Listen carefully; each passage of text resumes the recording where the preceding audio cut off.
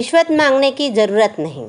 यदि कोई रिश्वत देता है और लोक सेवक उसे स्वीकार कर लेता है तो भी अपराध है। रिश्वतखोरी जब तक कि रिश्वत की पूर्व मांग न की गई हो, स्वीकृति कोई अपराध नहीं था अब तक। मगर अब सुप्रीम कोर्ट का नीरज दत्ता बनाम दिल्ली सरकार का एक चौंकाने वाला फैसला आया है कि रिश्वत नहीं मांगने पर देखते हैं कि क्या है उसमें। यदि शिकायतकर्ता की मृत्यु हो गई है या रिश्वत अधिनियम के तहत अपराध साबित करने के लिए गवाह के रूप में उपलब्ध नहीं है तो एक लोक सेवक को बरी नहीं किया जा सकता है। प्रत्यक्षदर्शी साक्ष्य के अभाव में, यानी शिकायतकर्ता के उपलब्ध नहीं होने पर लोक सेवक को परिस्थितिजन्य साक्ष्य के आधार पर दोषी ठहराया जा सकता है। शिकायतकर्ता उपलब्ध नहीं होने मगर परिस्थितिजन्य साक्ष्य अगर ऐसी है कि उसने लोक सेवक ने वो रिश्वत ली है, ऐसा अगर दिखता है तो भी उसे दोषी ठहराया जा सकता है। दूसरा पॉइंट ये है कि प्रत्यक्षदर्शी साक्ष्य के अभाव में रिश्वत की मांग और स्वीकृति दोनों को परिस्थितिजन्य साक्ष्य के आधार पर साबित करना होगा। वो साबित मतलब जिसने किसने ने दी है रिश्वत, उसको प्रत्यक्षदर्शी को रिश्वत की मांग और स्वीकृति दोनों को परिस्थितिजन्य साक्ष्य के आधार पर साबित करना होगा। मगर मांग को अगर साबित करना भी हो मगर लिया ये अगर प्रूफ है, स्वीकृत किया ये प्रूफ है, तो भी उसको दोषी ठहराया जा सकता है।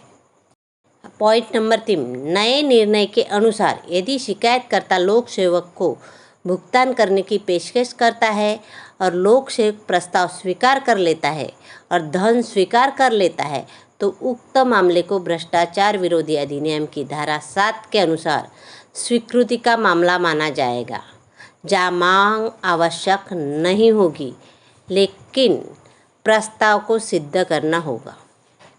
अगर जिस किसी को कंप्लेन करना है तो उसे मांग नहीं हो साबित नहीं भी हो सकती है, मगर वो जो उसने जो प्रस्ताव रखा था रिश्वत देने का वो साबित करना होगा। पॉइंट 4, जिन मामलों में लोक सेवकों द्वारा मांग की जाती है और शिकायतकर्ता मांग स्वीकार कर लेता है और पैसे का भुगतान कर देता है और यदि लोक सेवक इसे स्वीकार कर लेते हैं तो उक्त मामले को प्राप्ति का मामला माना जाएगा और धारा के तहत अपराध होगा, जैसे कि 13(1)(d) धारा 1 और 2। लेकिन इस मामले में मांग को साबित करना ज़रूरी होगा। ये धारा लगानी है तो 13 धारा 13 के तहत 13 के तहत मांग को साबित करना है। 7 के तहत सिर्फ स्वीकृति ही काफ़ी है। मुद्दा ऐसा है कि किसी अपराध को साबित करने के लिए मांग या प्रस्ताव को साबित करना होगा, केवल पैसे स्वीकार का अपराध नहीं माना जा सकता। ये भी कहा गया है कि अपराध को साबित करने के लिए मांग या प्रस्ताव को साबित करना होगा, केवल पैसे स्वीकार करना अपराध नहीं हो सकता।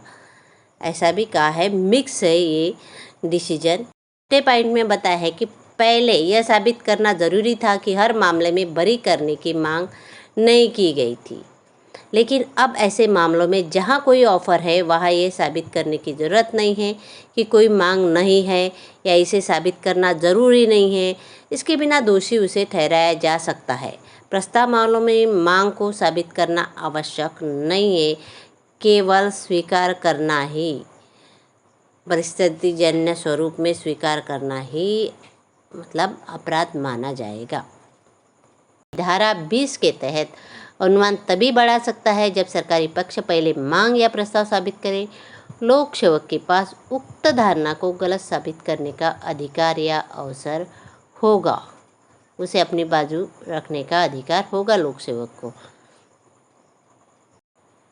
धारा 13(1)(d) 1 और 2 के अनुसार अपराध साबित करने के लिए पहली मांग को साबित करना ज़रूरी होगा, इसके बाद पैसे की स्वीकृति साबित करनी होगी। दोनों को साबित करने के बाद लोक सेवक को दोषी ठहराया जा सकता है। ऐसे मामले में धारा 20 के तहत किसी अनुमान की आवश्यकता नहीं है।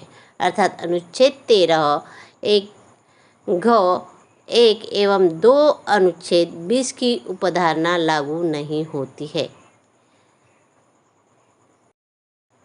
यदि शिकायतकर्ता गवाह देने के लिए उपलब्ध नहीं है तो क्या लोक सेवक को अन्य सबूतों के आधार पर दंडित किया जा सकता है? ये संविधान पीठ से पूछा गया तो संवैधानिक न्यायालय ने इस प्रश्न का उत्तर हाँ में दिया है।